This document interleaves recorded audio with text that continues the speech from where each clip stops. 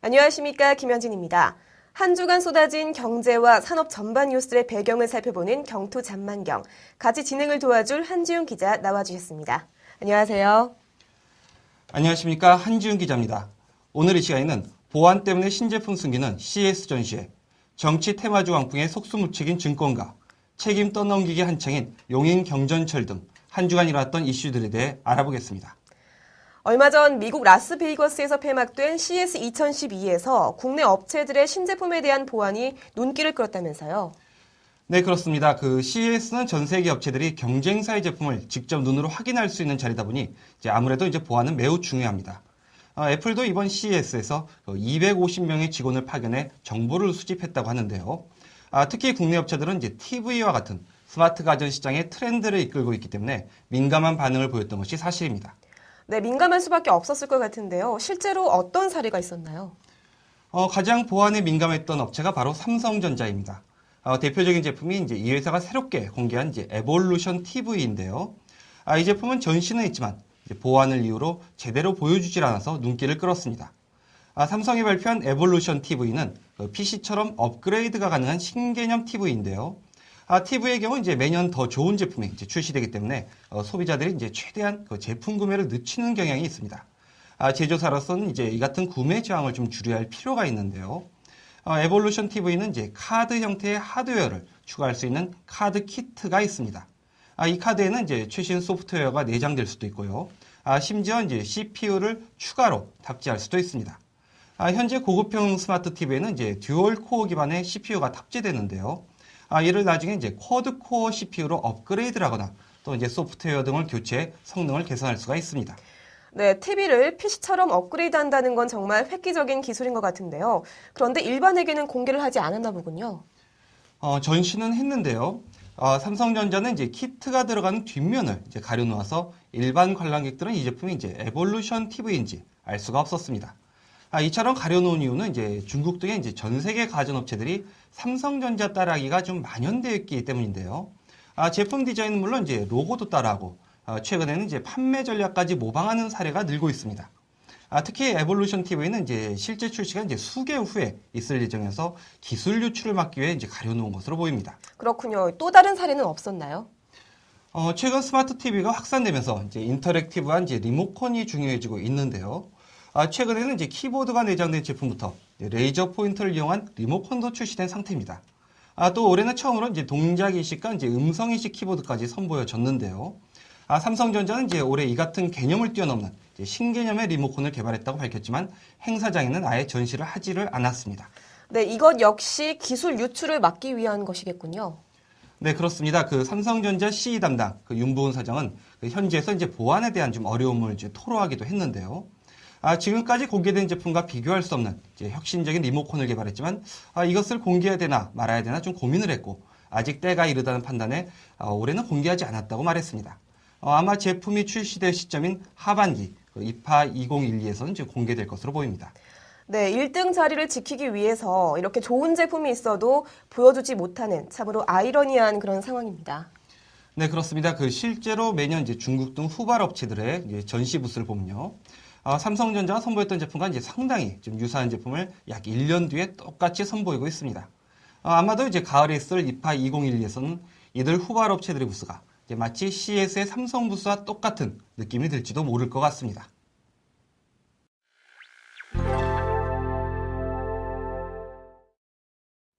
네, 다음 사안 살펴보겠습니다. 최근 금융당국이 정치 테마주를 조사하는데 크게 애를 먹고 있다면서요?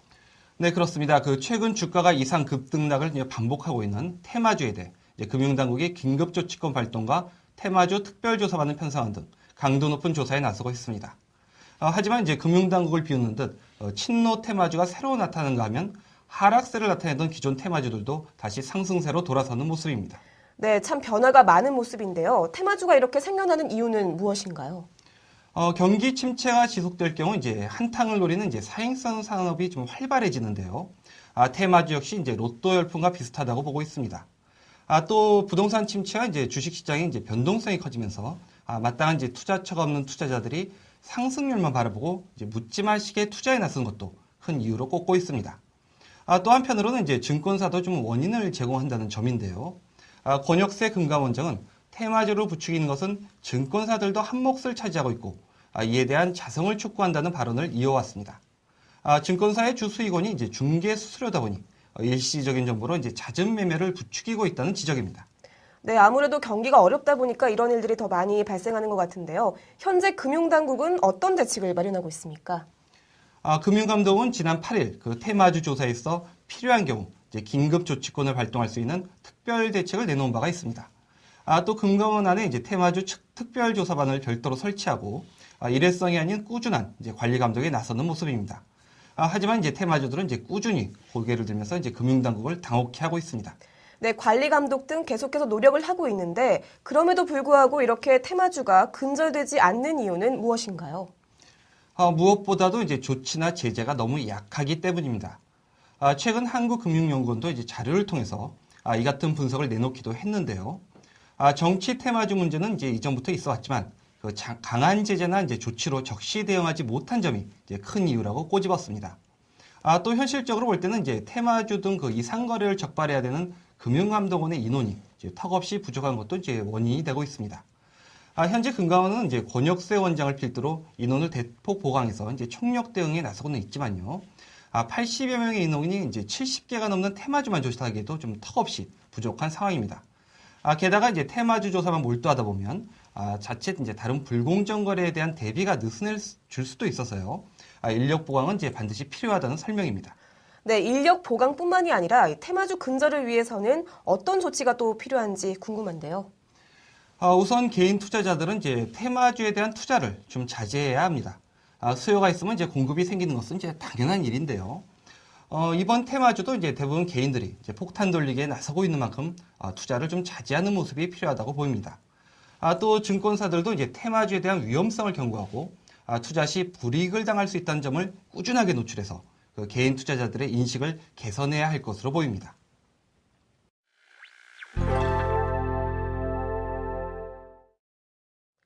설 연휴를 앞두고 도급순위 5위권의 대형 건설사가 압수수색을 당했는데요. 어떤 내용인가요? 지난 18일 그 수원지검 특수부는 그 용인경전철 비리 의혹과 관련해 시공사인 D산업과 K개발 두 곳에 30여 명분의 서류와 컴퓨터 하드디스크 등을 압수했습니다. 의혹이 제기된 만큼 이를 검증하는 차원에서 압수수색을 진행했다는 게 수원지검의 입장입니다. 네, 검증하는 차원이라면 이 특별한 혐의를 갖고 압수수색을 한 것은 아닌가 본데요. 일단 용인경전철 비리 의혹과 관련해서는 그 의혹만 제기된 수준인데요. 앞서 지난해 10월 용인시의회 경전철 특별조사위원회는 그 수원지방검찰청에 용인경전철의 부실공사, 협력업체 리베이트 의혹, 변칙 회계 처리 등을 문제 삼아 사업 시행사인 그 용인경전철 주식회사에 대한 수사 의뢰서를 접수한 바가 있습니다. 검찰은 두 차례에 걸쳐 이제 용인경전철과 하청업체 사무실, 전 용인시장 자택 등을 압수수색한 바가 있고요. 이번 그 시공사 압수수색도 그 연장선상에서 진행됐습니다. D산업 측은 그 지난 3개월간 검찰이 조사를 했지만 별다른 혐의점을 찾지 못했다며 의혹만 있을 뿐 실제 잘못한 것도 없는데 이런 일이 있어서 억울하다. 뭐 이런 입장을 보였습니다. 네, D산업은 해명을 했지만 이런 의혹이 불거진 데는 이유가 있을 것 같은데요. 사실 용인경전철은 이제 지난 2005년 그 약 7천억 원을 들여 착공한 뒤 2010년 6월 완공과 함께 이제 개통에 들어가기로 한 사업인데요. 시행사인 용인경전철과 용인시 간의 의견 차이로 1년 6개월이 넘도록 개통을 못하고 있습니다. 결국 이제 용인시의회는 그 개통 지연에 따른 원인과 책임을 따지다며 그 조사특별위원회를 꾸렸고요. 이 과정에서 시행사의 부실공사, 협력업체 리베이트, 변칙회계 등의 이제 문제가 드러난 것으로 알려졌습니다. 네, 여러 가지 문제가 있었던 것 같은데요. 일각에서는 용인시가 경전철 개통 지연의 책임을 떠넘기기 위해서 이런 의혹을 제기한 게 아니냐 이런 말도 있던데요. 아직 수사 결과가 나오지 않는 만큼 이제 누구의 말이 맞다고 틀리다 뭐 이렇게 판단하기는 좀 어렵습니다. 하지만 이제 용인시의회는 그 의혹만 제기했을 뿐 중요한 증거는 이제 확보하지 못했다는 점에서 책임 회피라는 시선에서 그리 자유롭지는 않아 보입니다. 네, 여러 가지 문제가 있었던 것 같은데요. 개통 지연으로 시민들의 불편이 가중되고 있는 상황에서 어떻게 보면은 책임 공방전이 일어난 것이다라고 볼 수도 있겠네요. 네, 그렇습니다. 하지만 이번 사업을 무리하게 진행한 그 용인시와 이제 비리 조사 중인 그 시행사 측에 1차 책임이 있다고 하더라도요. 가장 큰 책임은 이제 용인경전철의 타당성과 적정성을 제대로 검증하지 않고 승인한 정부에게 있다고 볼 수 있습니다. 사실 용인전전철 개통 지원의 근본 원인은 그 과다 수요 예측과 그에 따른 이제 최소 운영 수입 보장에 있다는 것은 이제 공공하는 이제 사실인데요. 이와 관련해 이제 주경희 용인시의원은 국책기관인 그 한국교통연구원이 과다 수요 예측으로 사업 타당성 판단에 오류를 만들었고, 기획재정부가 이제 시행자에게 최소 운용 수입을 보장해서 지자체에게 재정 적자를 떠넘겼다. 뭐 이렇게 지적하기도 했습니다. 네, 지자체와 정부 등의 잘못된 판단으로 용인 시민들은 개통도 하지 못한 용인 경전철을 위해서 천문학적인 재정 부담을 지게 된 상황인데요. 시민들의 돈이 내 돈이라고 생각한다면 지자체든 정부든 섣불리 사업을 시작하지는 않았을 것 같습니다. 아무쪼록 피해가 최소화될 수 있는 방향으로 마무리될 수 있길 기대해봅니다. 네, 오늘 경토 잔망경은 여기까지입니다. 다음 주에도 더 상세한 소식과 분석을 들고 찾아뵙겠습니다. 함께해 주신 여러분 고맙습니다.